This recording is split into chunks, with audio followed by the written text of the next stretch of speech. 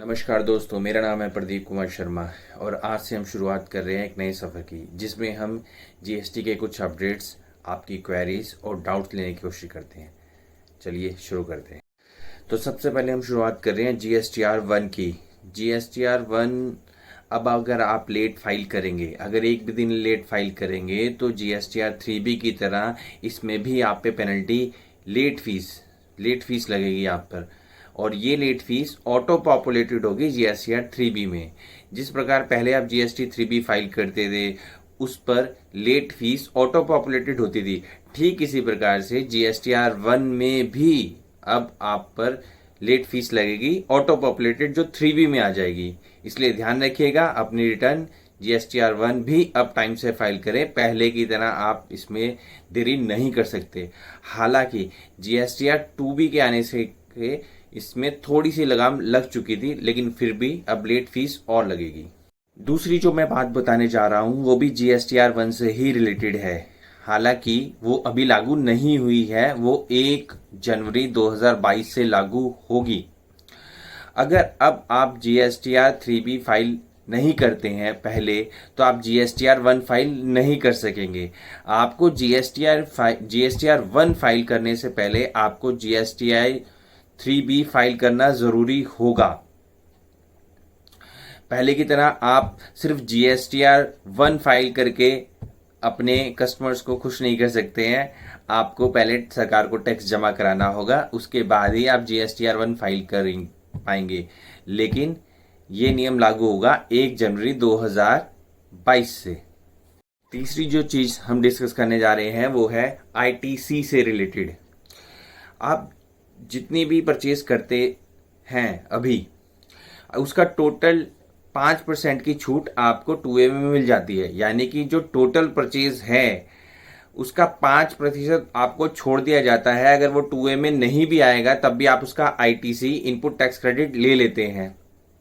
लेकिन आगे से, अभी ये नियम नहीं आया है, लेकिन आगे से जब ये नियम लागू हो जाएगा तो जो भी ITC 2B में आपको दिखाई देगा आप सिर्फ उसी का इनपुट ले सकते हैं। पहले की तरह आपको 5% की छूट नहीं मिलेगी, तो ध्यान रखिएगा इस बात। तो दोस्तों अब बात करते हैं GST काउंसिल द्वारा दी गई कुछ रिलैक्सेशंस की। तो सबसे पहली रिलैक्सेशन दी गई है वो ITC 04 को लेकर के है। पहले जब ITC 04 भरा जाता था वो क्वार्टरली भरा जाता था, और ITC 04 भरा जाता है जॉब वर्कर के केस में। जब आप जॉब वर्कर को सामान भेजते हैं या उससे सामान वापस आता है तो आपको ITC 04 भरना होता है।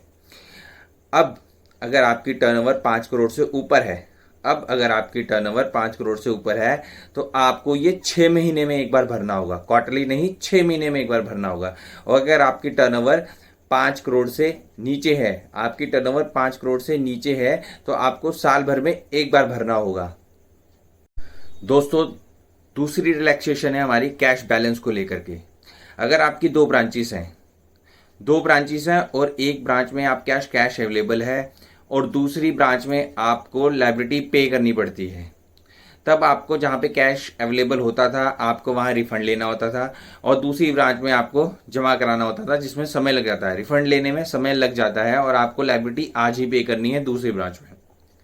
तो अब रिलैक्सेशन ये है, अगर आपकी एक ब्रांच में कैश पड़ा हुआ है, दूसरी ब्रांच में कैश नहीं है, तो आप उसको ऑनलाइन ट्रांसफर कर सकते हैं दूसरी ब्रांच में। तो आपको दूसरी ब्रांच में कैश जमा कराने की जरूरत नहीं है, लायबिलिटी जमा कराने की जरूरत नहीं है, और यहां आपको रिफंड के प्रोसीजर में पढ़ने की जरूरत नहीं है।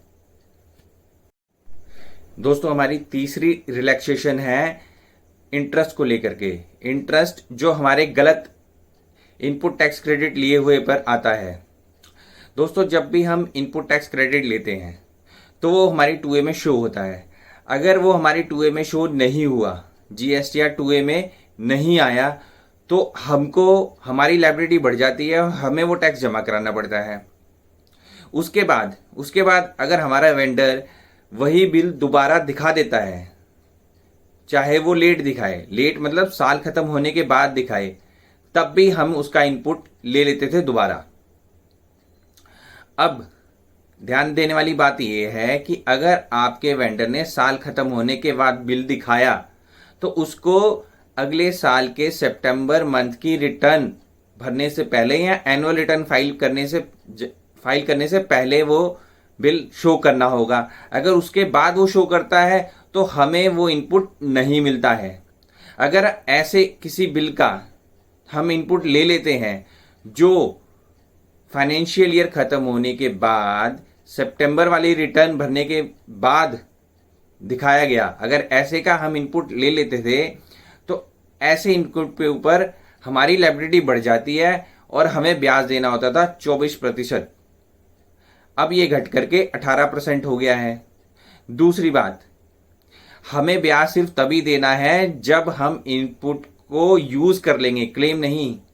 तो ध्यान देने वाली बात है कि ब्याज घटकर 24 से 18 हो गया है और हमें ब्याज देना भी है सिर्फ यूज करने पर, क्लेम पर नहीं। तो अगली वीडियो में हम बात करेंगे काउंसिल द्वारा बताई गई कुछ क्लैरिफिकेशन के ऊपर। तब तक जुड़े रहे हमारे साथ।